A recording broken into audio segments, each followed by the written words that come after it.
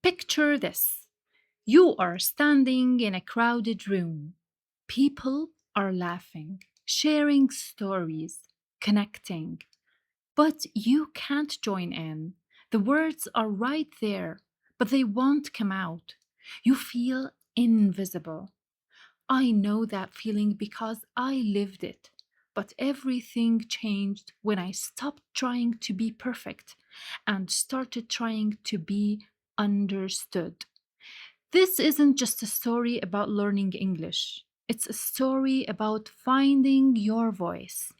And I am going to show you exactly how I did it. Hello and welcome. If you are watching this, you probably want to speak English. You want to understand others and to be understood. You want to feel confident when you open your mouth. I've been where you are, and I promise you this, it's possible. It's actually simpler than you think, but it requires something most people don't expect. Are you ready? Then let's begin. Before I tell you my story, let me ask you something honest. When you hear English, does your heart race? Do you feel that familiar panic? I used to. I would freeze up. My mind would go blank, and all those words I studied would just vanish. That was me. That was my reality. Until one ordinary day changed everything. My name is Rogaya. I grew up in Italy, surrounded by the warm sounds of my native language.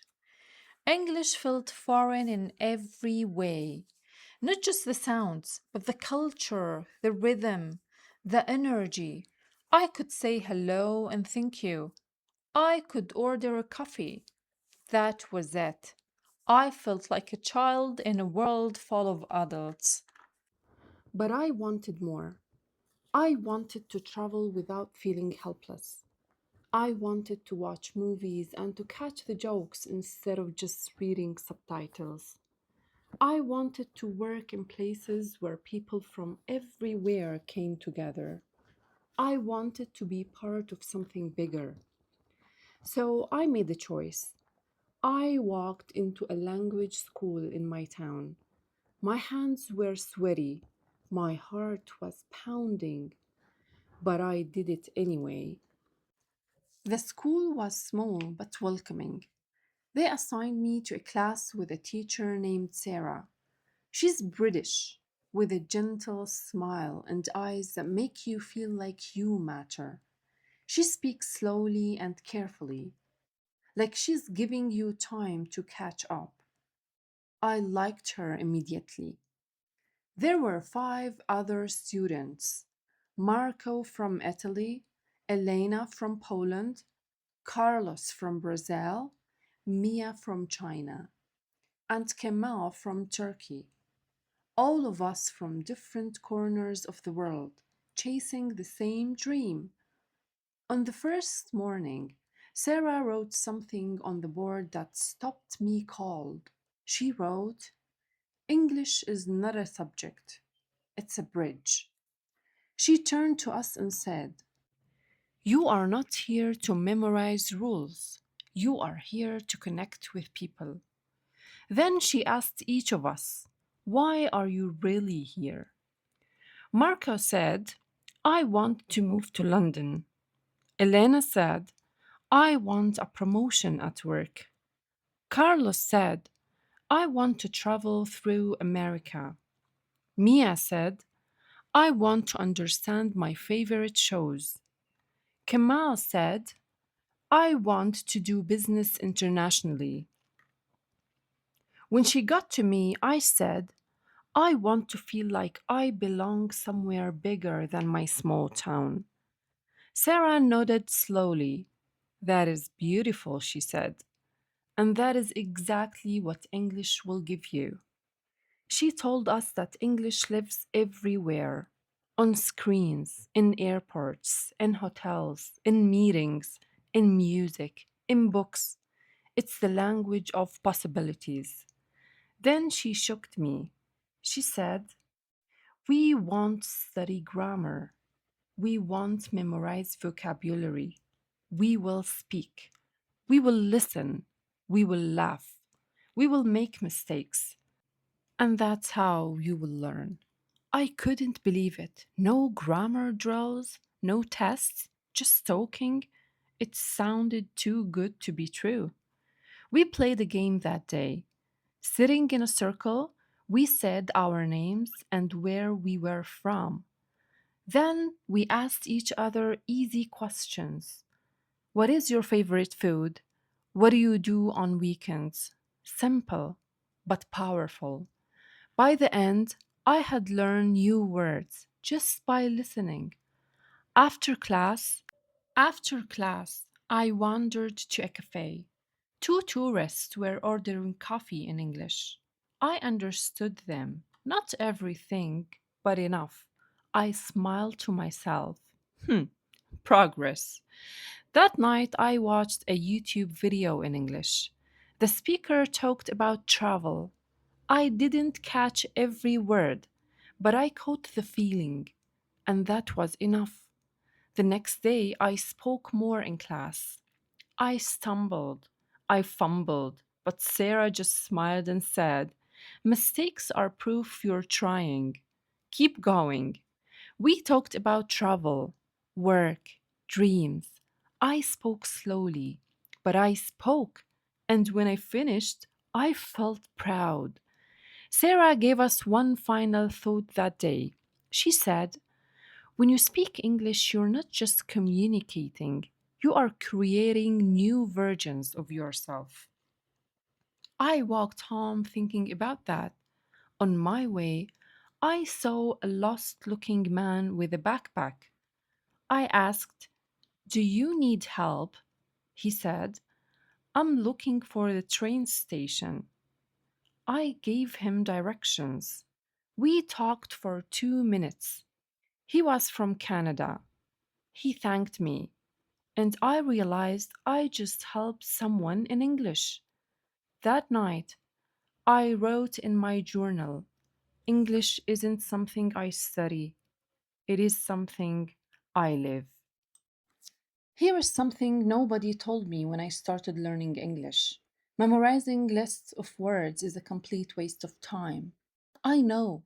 I know that sounds crazy, right? We're told to study, to memorize, to test ourselves. But science says otherwise, and my teacher proved it. It's Tuesday. I'm back in class, eager to learn more. Every day feels like a gift. Our classmate Elena from Poland raises her hand. She looks frustrated. Teacher, I study words for hours. I write them down. I repeat them, but I keep forgetting. What am I doing wrong? Sarah's eyes light up. Elena, that's the $1 million question, and I am so glad you asked. She walks to the board and writes one word in big letters: reading.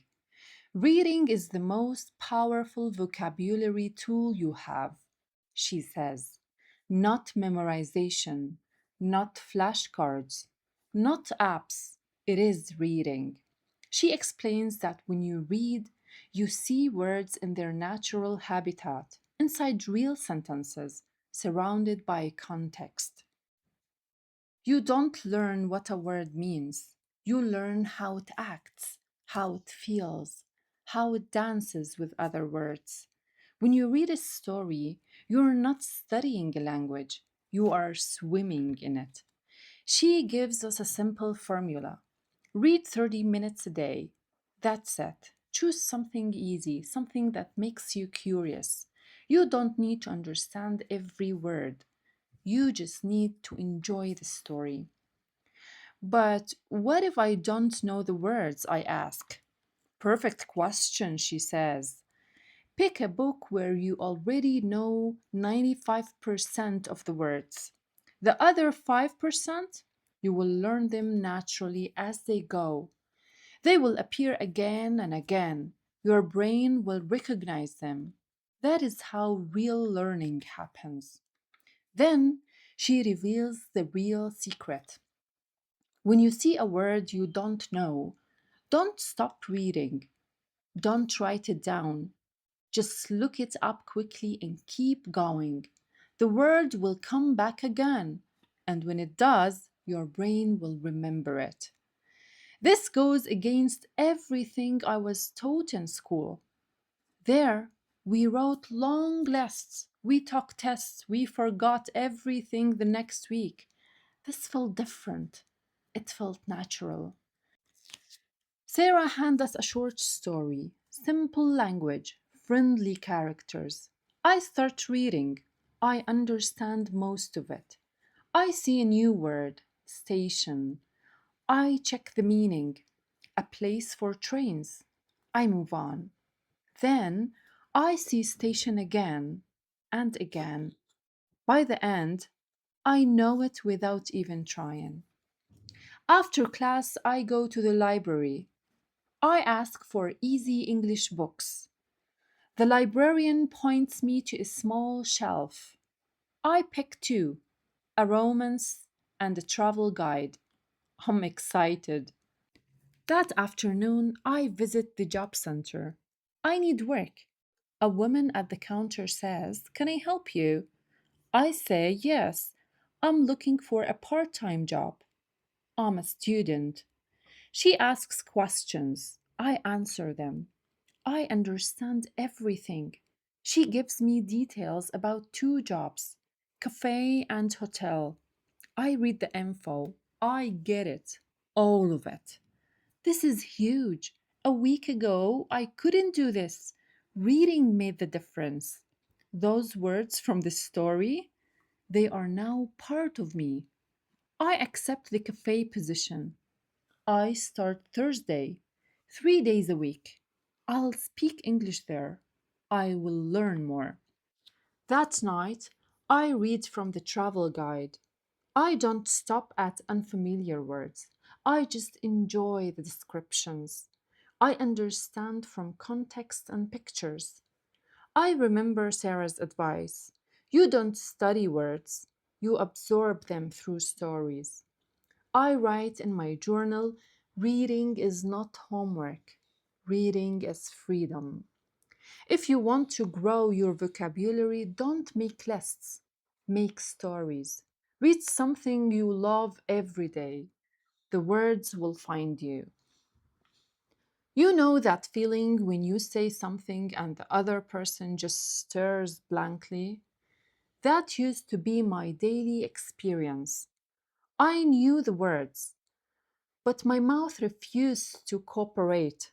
It felt like my tongue was fighting against me until I discovered one simple technique that turned everything around. Wednesday arrives. I'm feeling confident. Each day brings improvement. Today, Mia from China does something unexpected. She speaks up. She's always been so quiet, almost invisible. But now she looks at Sarah and says, "People don't understand me. I know the words, but something is wrong with my pronunciation.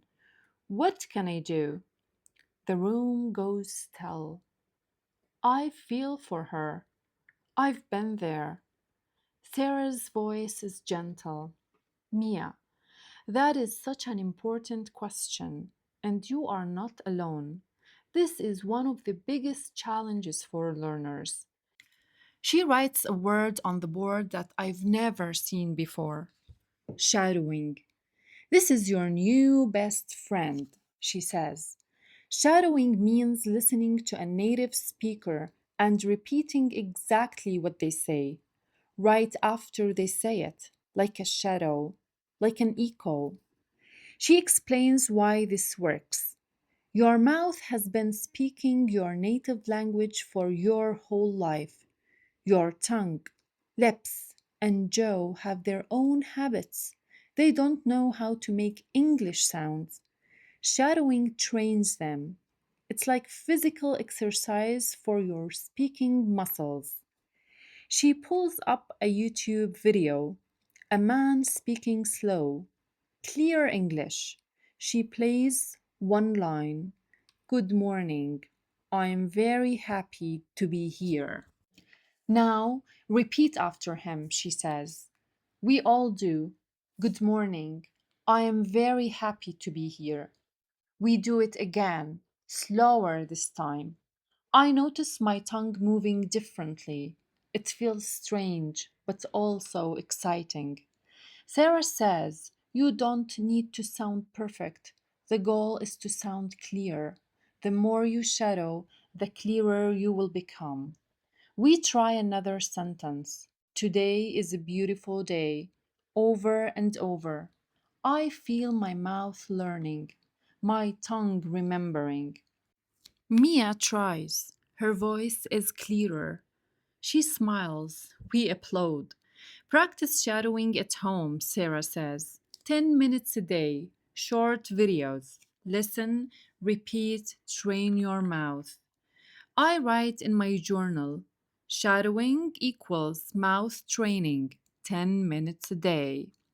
That afternoon, I find a football group, students from all over the world Japan, Brazil, Russia, Spain, Italy. We speak English together. It's not perfect, but it works.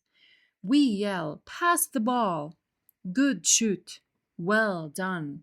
Simple phrases, but I practice pronunciation. I listen to others. After the game, we sit and chat. I feel connected. I've made real friends.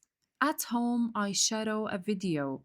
I listen, I repeat. My mouth is learning. I realize pronunciation isn't about perfection, it's about practice, consistency, and enjoying the process.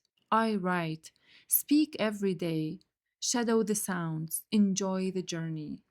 If you want clearer pronunciation, become a shadow, follow the voice, repeat the words. Your mouth will transform. Let me ask you something. Does grammar terrify you? Does just hearing the word past perfect make you want to run? I used to feel that way. I thought grammar was this impossible puzzle, but then I learned the truth that set me completely free. Thursday morning, I am excited. It's my first day at the cafe job, but first, class. Sarah greets us warmly. Any questions today? Marco from Italy raises his hand. His brow is furrowed. Teacher, I want to speak more, but I get stuck. I keep worrying about grammar. What if I use the wrong tense? What if I sound stupid? I lean forward. I've asked myself the same thing. Sarah's response is powerful. Marco, there's a secret about grammar that most schools won't tell you. She writes two categories on the board: speakers, test makers. Here is the truth, she says. If you want to speak English, you don't need to study grammar rules. You learn grammar naturally through reading and listening. That is how kids learn. That is the natural way. She points to the second category. If you want to pass exams, yes, then you study rules. But for speaking, forget the rules. Just consume the language. I feel a weight lift. I don't need exams. I just want to talk to people. When you read stories, Sarah continues, you see grammar in action. You see how sentences work together. You observe patterns without even realizing it. When you speak, those patterns come out naturally. She recommends a website to read. It has short stories at 6 different levels. Each story shows grammar in real context. Read them. That is all you need. After class, I checked out the site. I read a story about past tense, then another, and another. The grammar makes sense because I see it in action, not just in theory. At the cafe, my first customer says, Can I get a coffee? I reply, yes, of course. With milk? He says, a little. I feel great. Grammar isn't on my mind. Later, a woman asks, is the cake fresh? I say, yes, we made it this morning. She smiles. I made a small grammar mistake, but she understood, and that is the goal. After work, I reflect. I spoke English with real people. No grammar books, no anxiety, just connection. I read another story from the website. I see future tense in action. I learn without studying.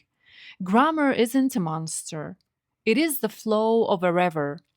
You don't control the river, you swim in it. That night, I sleep peacefully.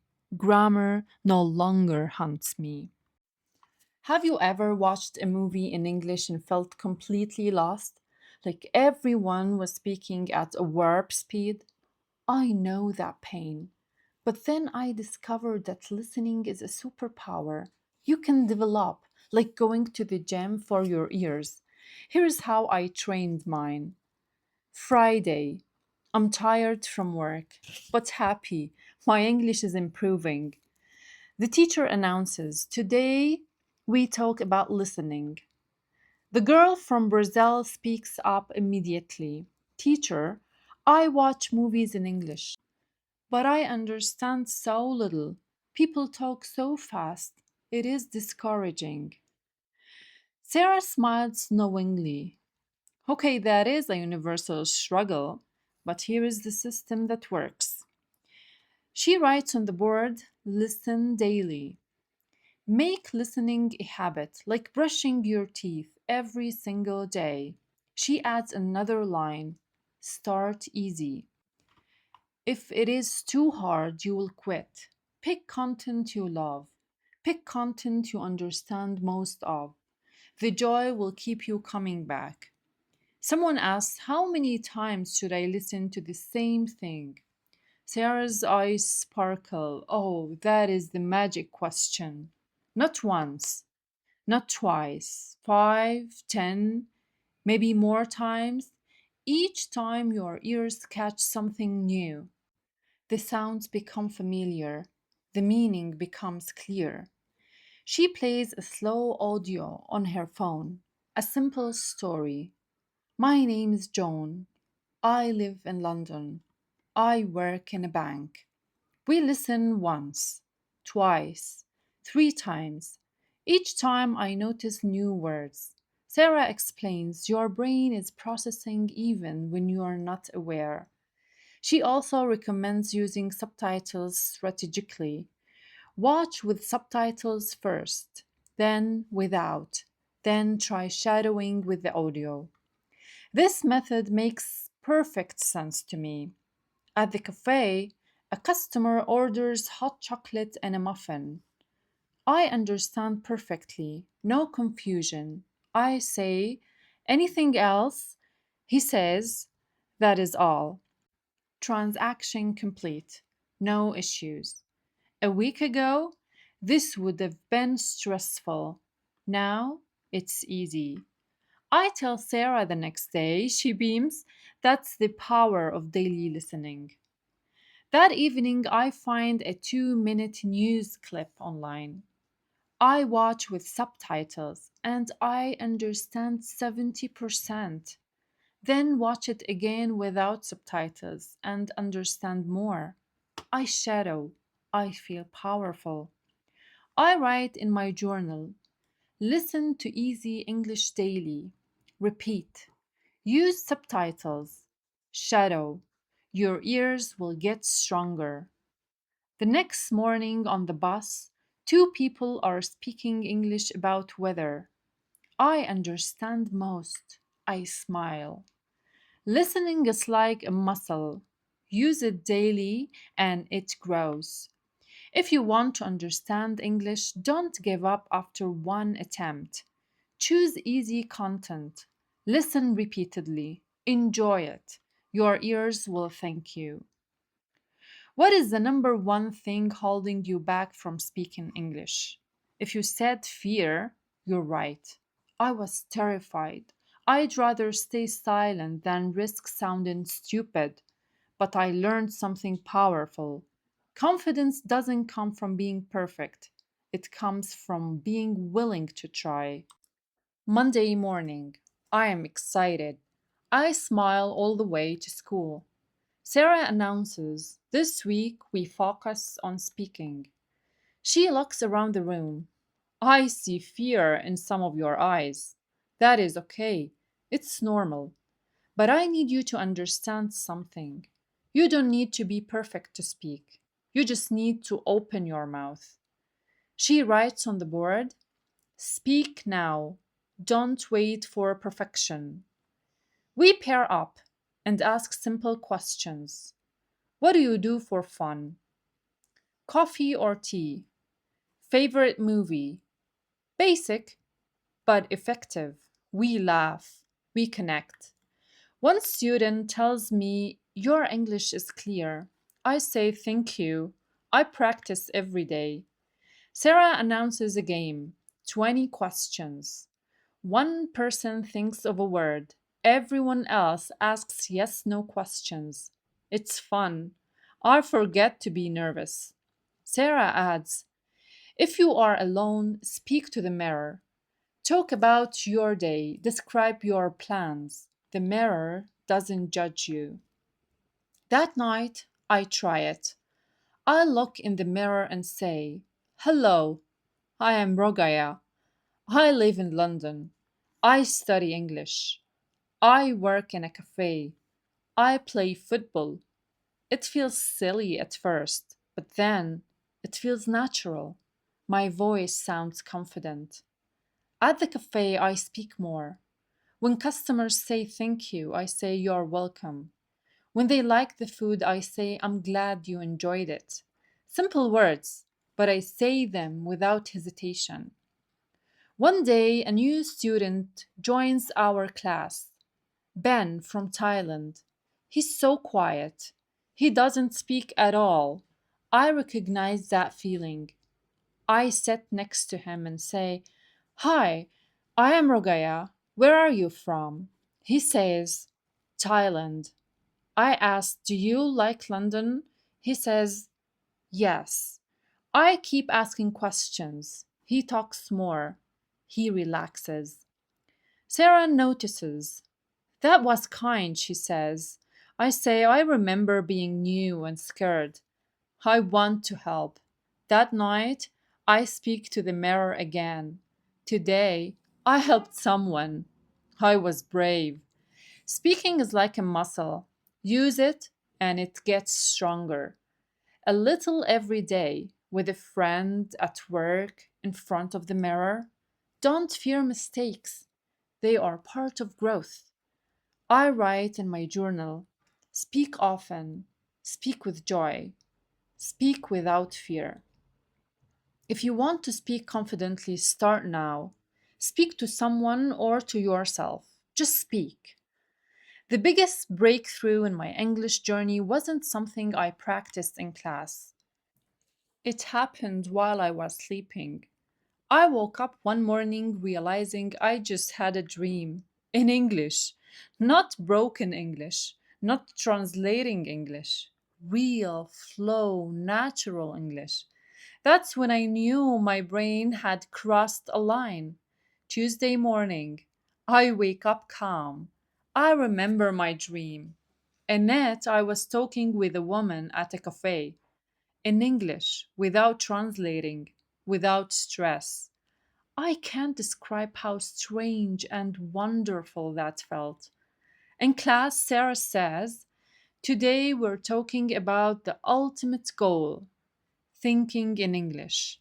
She asks, "Do you still translate in your head?" We all nod. I raised my hand. "Sarah, I dreamed in English last night." Her face lights up. That's a major milestone. When you dream in English, your brain is officially rewiring itself. You are becoming bilingual. She explains, fluent speakers think in the language they are using. They don't translate. That's why they speak fast and naturally. And you can do it too, but it takes deliberate practice. She gives us exercises. Talk to yourself in English. Describe what you see. Plan your day in English. Ask yourself questions in English. On my way to work, I describe things. The sky is blue. The trees are green. A man reads a newspaper. No translation, just English. At work, I narrate my actions. Now I'm wiping the table. Now I'm taking the cup. Now I'm smiling at the customer. Weird at first, then it felt natural. Sarah suggests another exercise. Pick one item in your room each night and describe it in English for 1 minute. That night, I look at my shoes. These are my shoes.